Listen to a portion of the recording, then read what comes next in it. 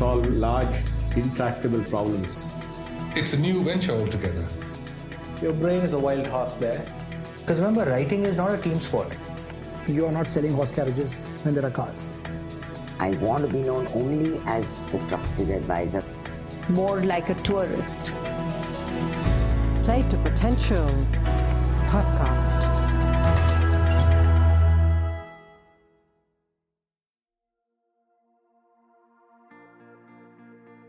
Welcome to this new series of compilations of the Play to Potential podcast that we're calling Connecting the Dots.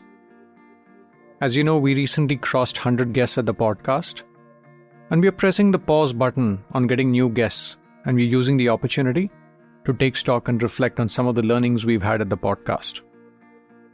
For the next several weeks, each new podcast episode will be a compilation around a theme where I try and connect the dots between the various things we've learned at the podcast across the guests. We'll do this for a period of time, and then after a few months, needless to say, we'll get back to the long-term march towards adding to the library of guests at the podcast. We want to go through this phase of consolidation and taking stock before building further.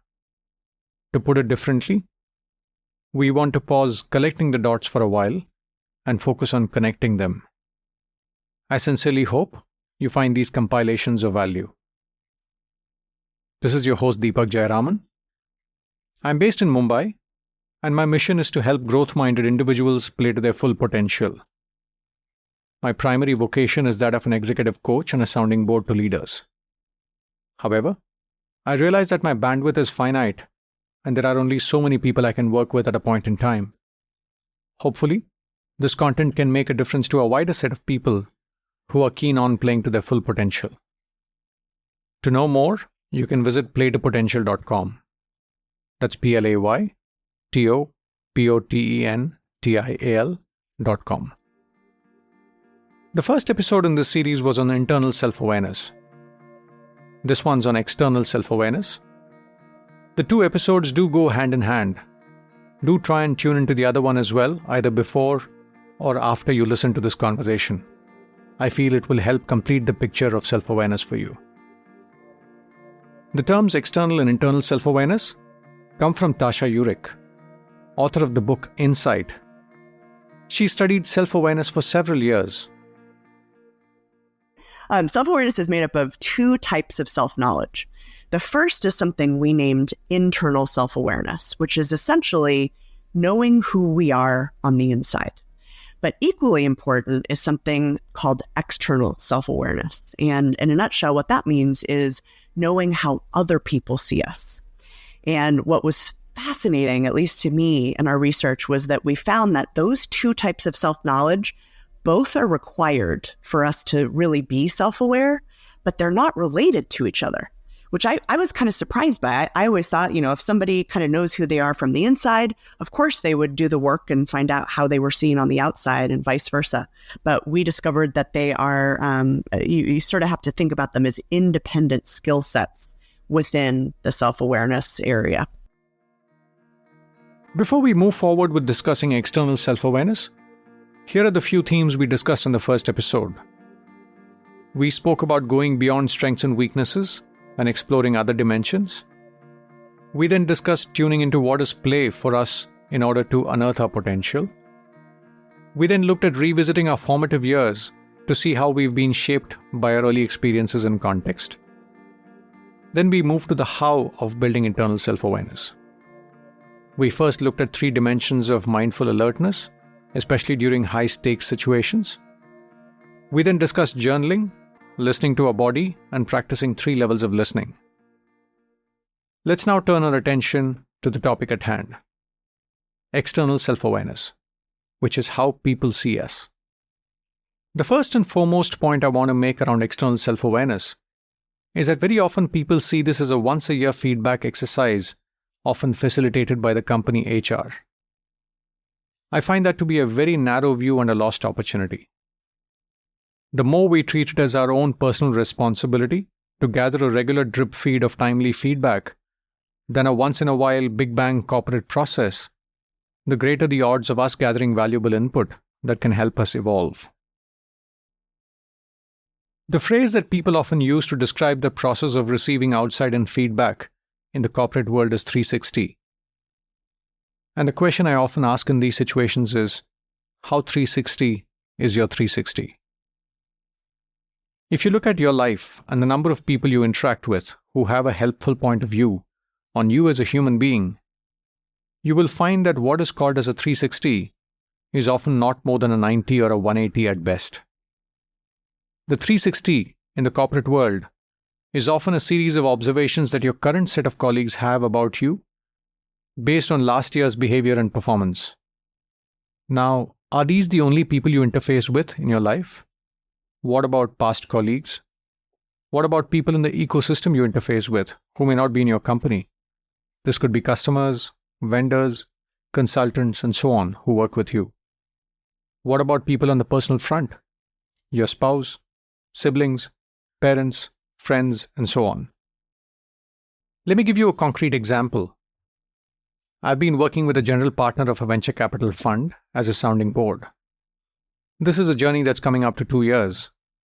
In this process, I've spoken to his co-founders in the current fund, his colleagues who report to him, his sister, his wife, and some of his batchmates and friends from business school, his colleagues in his earlier organizations to understand his hardwiring, entrepreneurs he's backed and where he's on the board, entrepreneurs the venture is backed and he's not on the board but engages occasionally.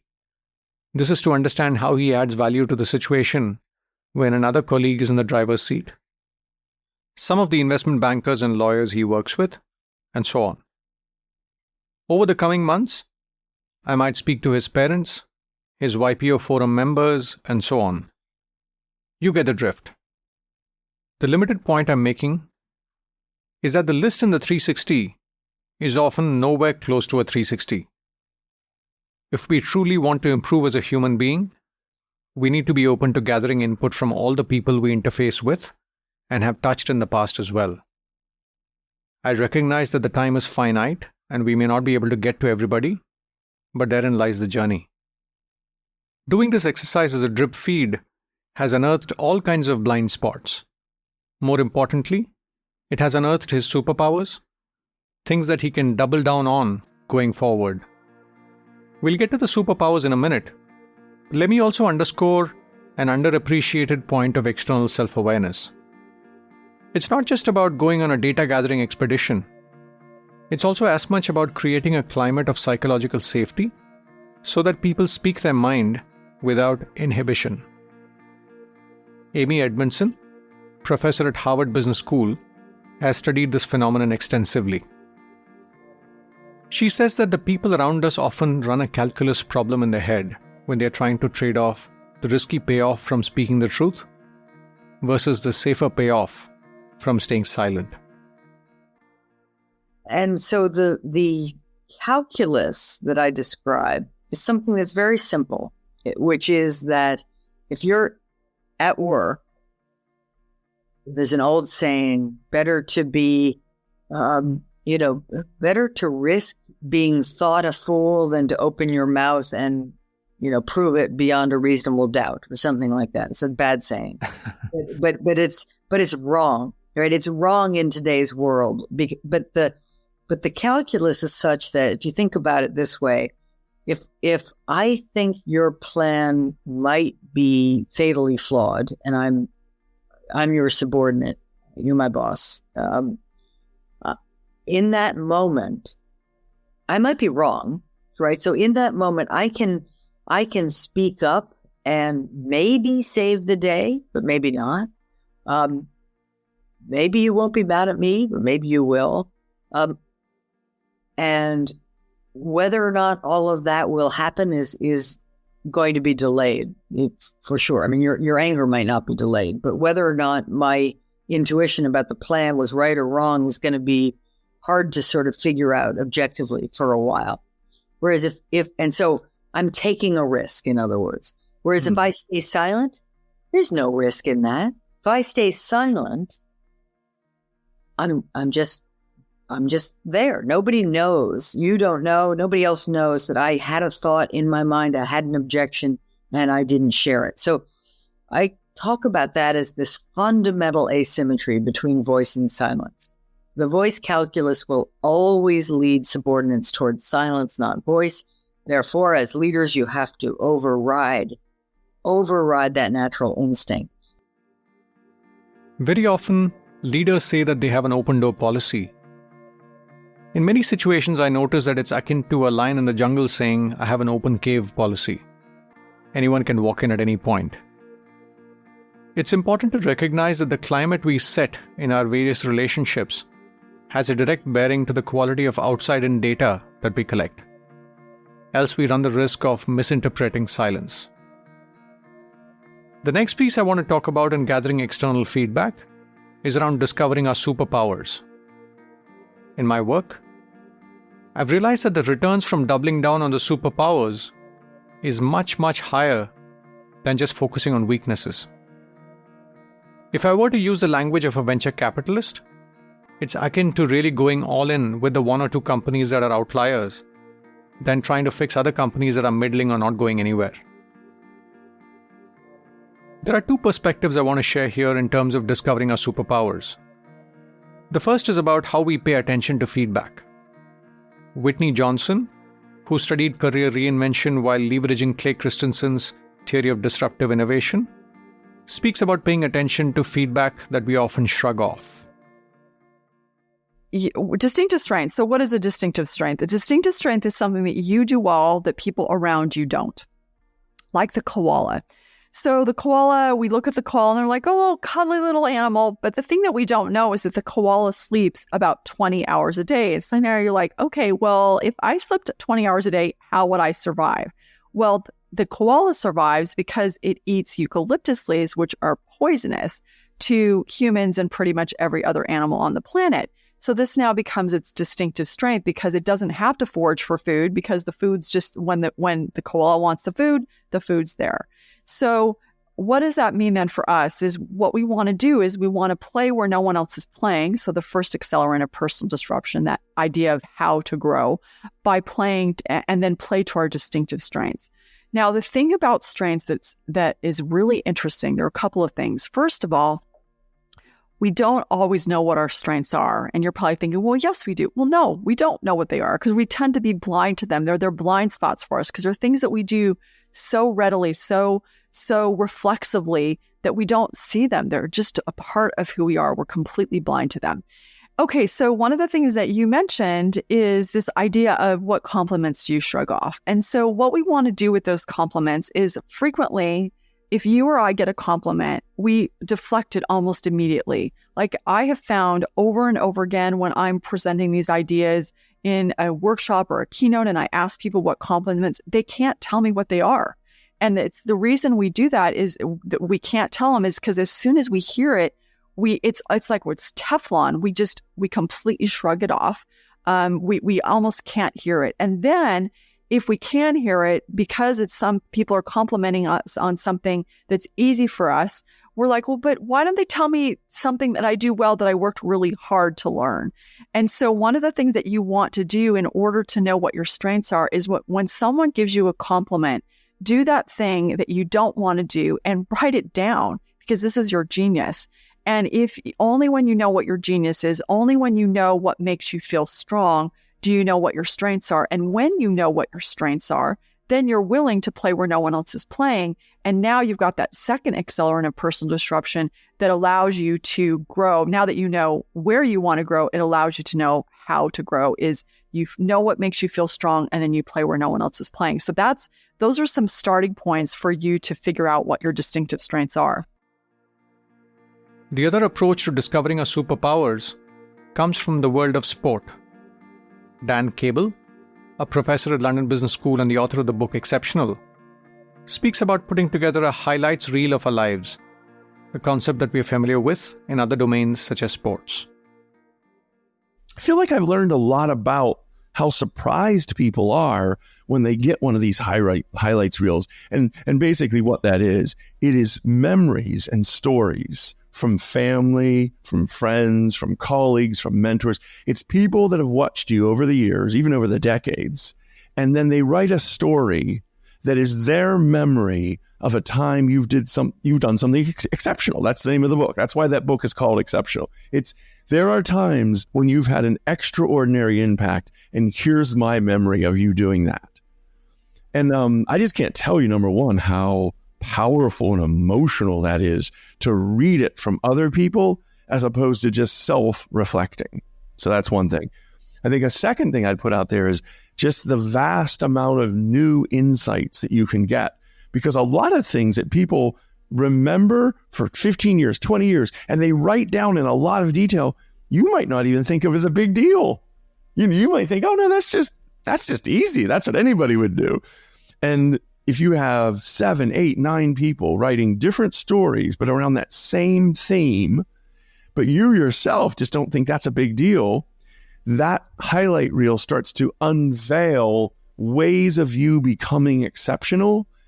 And I call them high leverage moves. It's just a way that you can do a little more in an area and create a much bigger impact, but you wouldn't do it because you kind of downplay it. You think anybody would do it. As you can well imagine, this is a logistically cumbersome process. This involves reaching out to 20 to 50 people and crowdsourcing insights around when others saw you do something exceptional. If you need help in program managing this, reaching out to the various people, following up, and even editing and putting it together in one coherent document, my team could help you. You can feel free to write to akash.deore@transitioninsight.com. That's akash.deore at transitioninsight, transitioninsight.com. He could let you know the commercials behind something like this, and you could choose to proceed if it makes sense for you. This could be specifically relevant if you've hit a certain milestone, say 40 or 50, or if you've sold a company and you're looking for direction for the rest of your life. Gathering outside-in feedback can be especially relevant when we're going through a phase of transition. It gives us insights which can change the way we look at ourselves and fundamentally shape the landscape of opportunities that we go after. The key is to give it time. You cannot rush it. The other big challenge I notice is the sensitivity if you're a senior leader. You need to either find the set of people that can keep a secret, or make an announcement that you're moving on and then embark on this exercise transparently. Rupa Kudva, currently managing partner at Omidyar Network in India, speaks about her transition from CRISIL to Omidyar.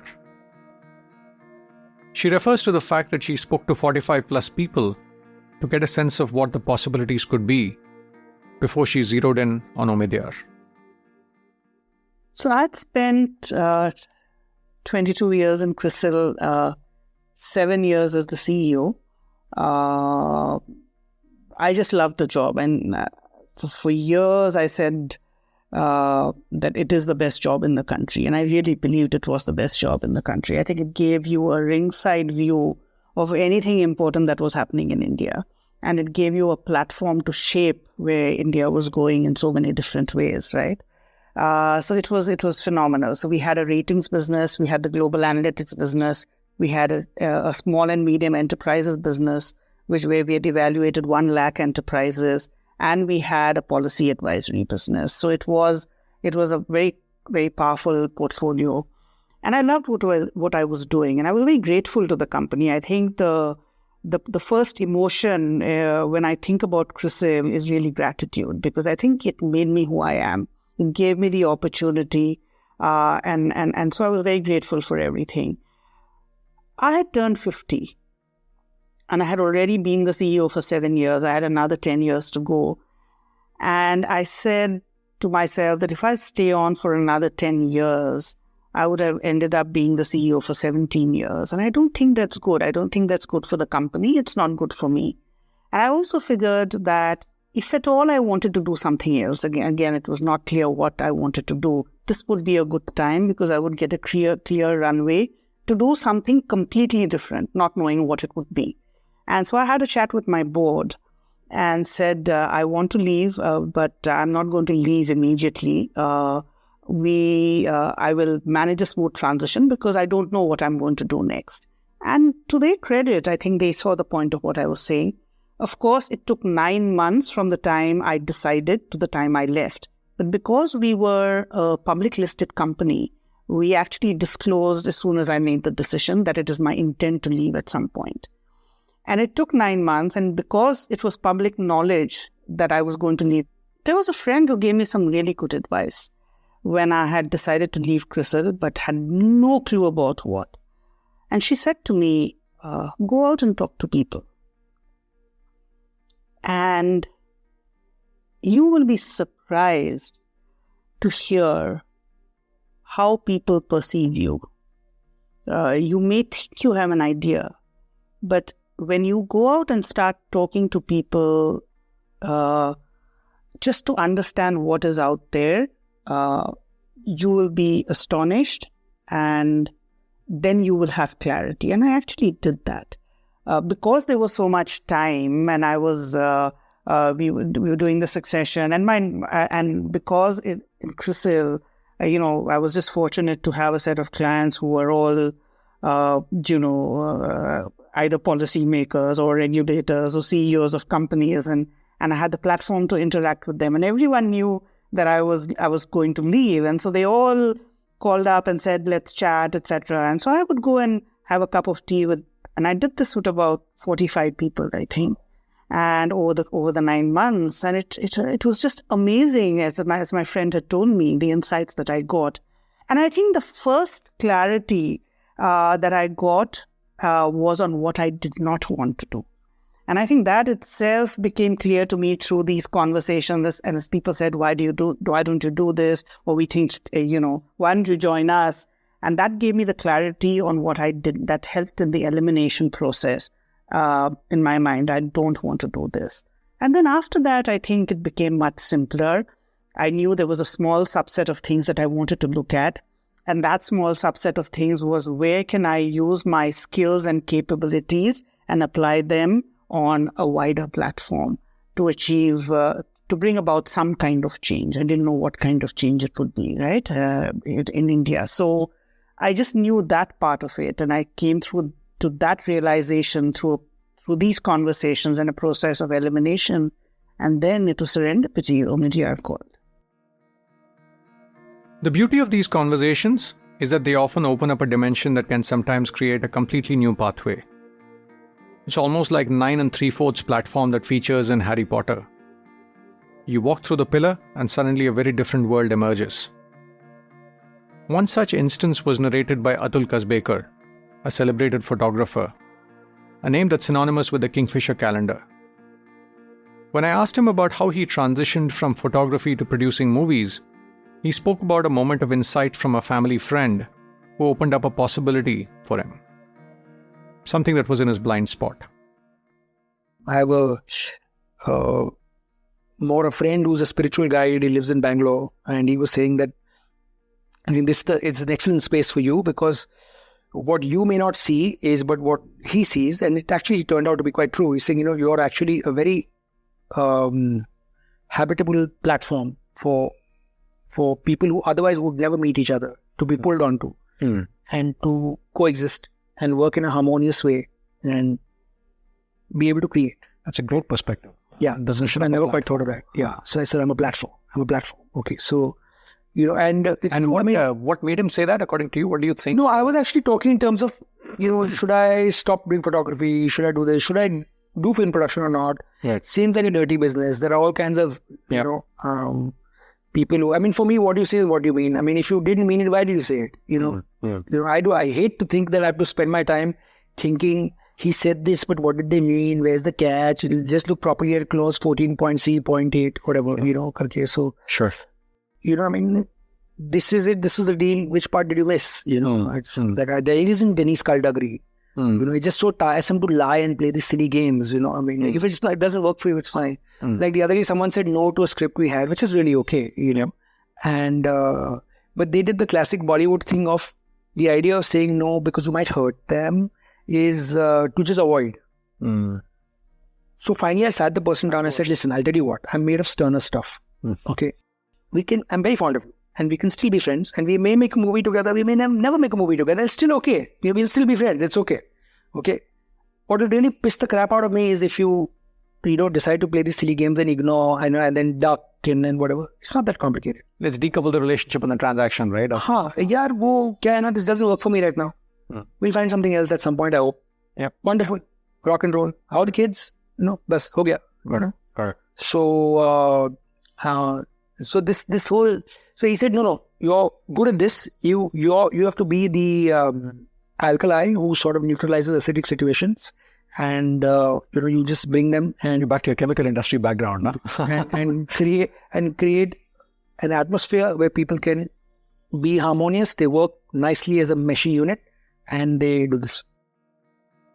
It's just fascinating how little we know about ourselves and how much we can play to our potential if we just start tuning into the voices around us. If we listen carefully enough, moments of epiphany could come from anywhere. Anu Madgaonkar, a partner at the McKinsey Global Institute, speaks about a moment of epiphany in an interview process.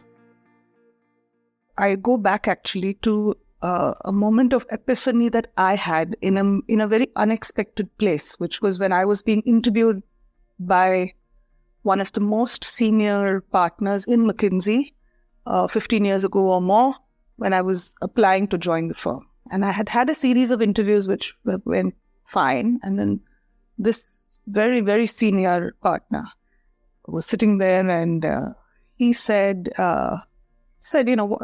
asked me a little bit about my career goals or something like that. And I started telling him about how I enjoyed every aspect of my professional journey so far, except this one particular phase. And he stopped me dead in my tracks. And he just, in a very penetrating way, he said, why did you not enjoy that phase?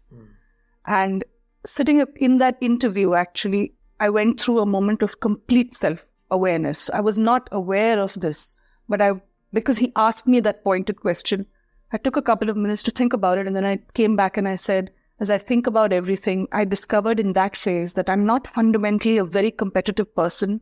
I'm much more a collaborative person.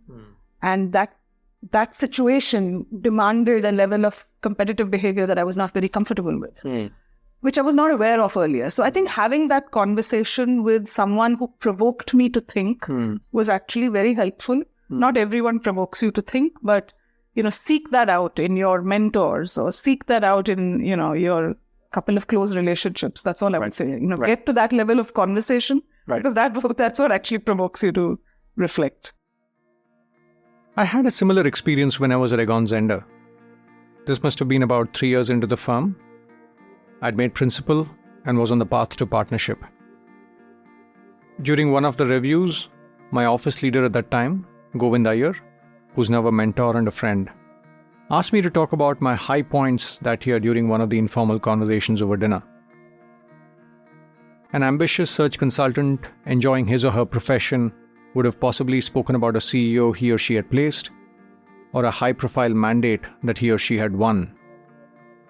I ended up referring to a couple of instances where I counseled candidates on their journeys, and they'd expressed great gratitude for my time and insights. Govind looked me piercingly in the eye and said, "That's fantastic, Deepak, but that's not how we make money in the firm." That statement hit me like a bazooka. Now, a few days later, I was having dinner with a friend of mine, and I happened to narrate this episode. He looked at me and said, "I can see that." I asked him, "What do you mean?" He said, "You seem to have more of a coaching mindset than a poaching mindset." This was the moment when the penny dropped for me. I possibly had the skills of an okay search consultant, but I probably didn't have the wiring. And I feel it's hard to play the long game with a dissonance in the wiring. Once again, like in the case of Anu, this was an epiphany from unexpected quarters.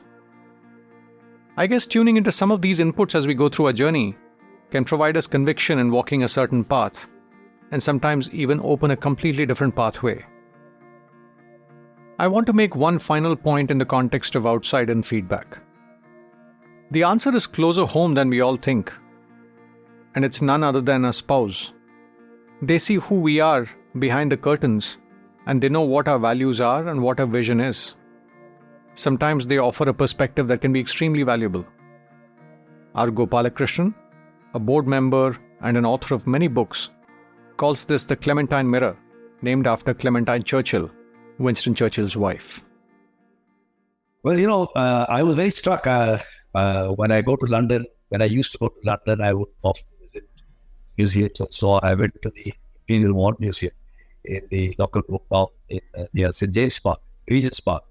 And I found a letter there, framed and put up on the wall. And when I peered at it closely, it was handwritten by his wife, Winston Churchill's wife, Clementine, to him. And it read something like, "My dear darling Winnie, you're a wonderful man. The nation needs you now." It's dated 1941 or 42. But the other day I heard people say that you're now becoming irascible and impossible, and they're not able to talk to you. "My darling Winnie, I love you so much. I wouldn't want anything better for you or for this nation than success in the war. Why don't you bend your ways a bit?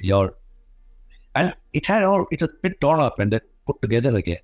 And the story behind it I learned later was that she wrote this letter. He came so tired that evening that she said, "Oh, I can't hurt him further." She tore it up. Next morning she said, "If I don't tell him, who the hell is going to tell him?" And she put the letter together. And that's what's framed and kept there. And then, of course, I've got the actual words and also which I've mentioned and introduced in the book. Now, this is what happens. I don't know how many times my wife has told me what a prig I was in a particular interaction. She says, "I don't understand what subject you were discussing. I'm not interested in, because that's not my field. But the way you spoke to this guy was wrong." And when I reflect on it, very often, even in a marriage, the spouse tells the other person, I keep saying wife, but it could be the other way around. So I'd rather use the word spouse. It's not what you told me that I object to, but how you told me. Show me a married person who hasn't been through that discussion. So how you do things matters a lot. And this is where the Clementine Mirror came in. It is not that Winston Churchill was wrong. It is not that he took the wrong decision.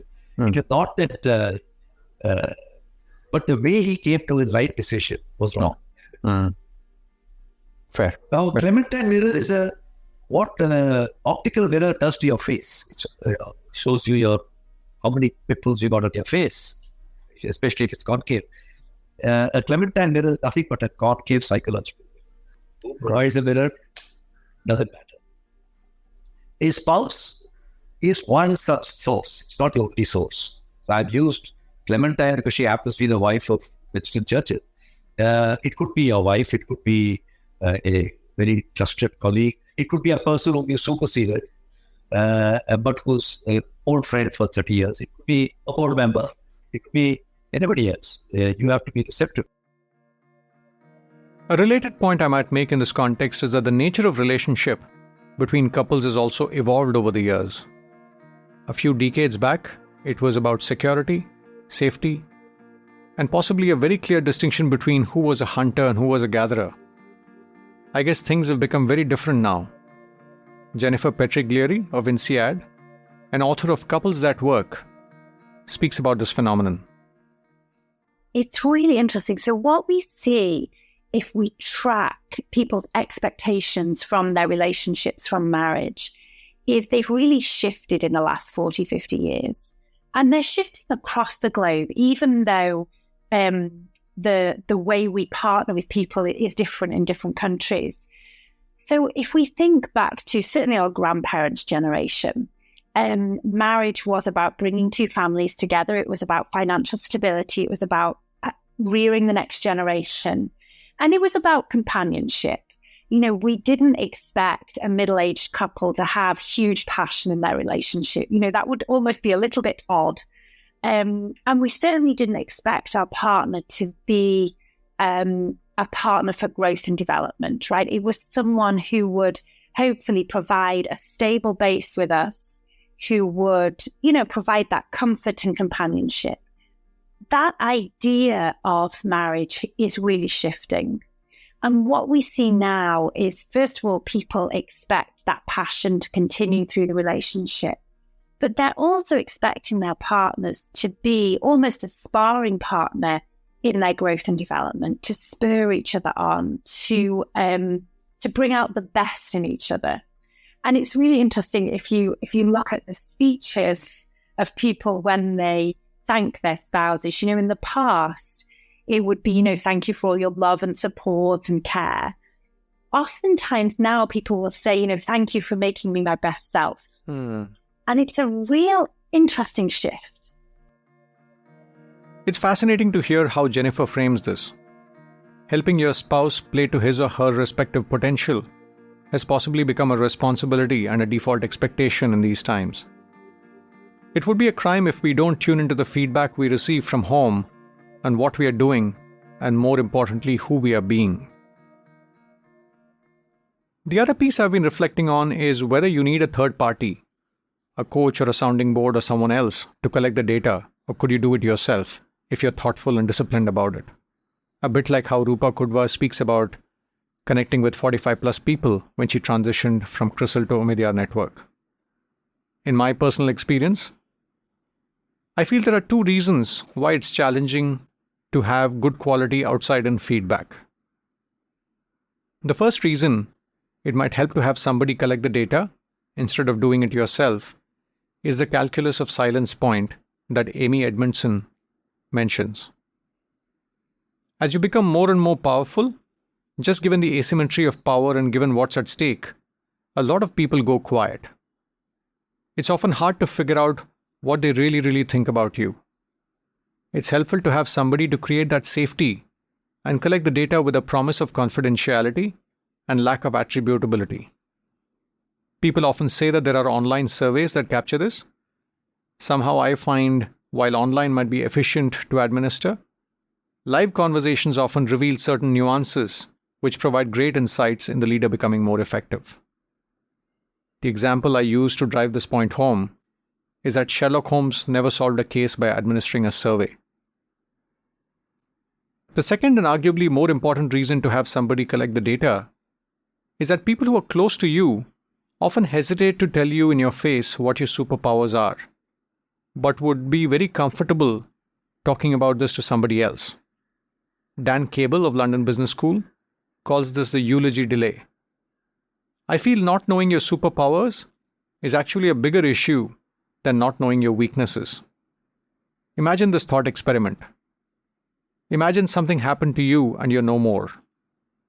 Now imagine a loved one close to you. It could be your spouse, your child, your parent, or somebody else. Just one person. What would they tell their best friend about you when you're not around? Just pause and remember some of the themes that would emerge. Now bring your attention back to the present. What are the odds that this person would tell you all these things in your face with that much granularity and detail? Dan says that for some reason, people are very comfortable singing people's eulogies when they are not around, but hesitate to tell them directly. However, I've seen that people are equally comfortable talking about it to somebody else.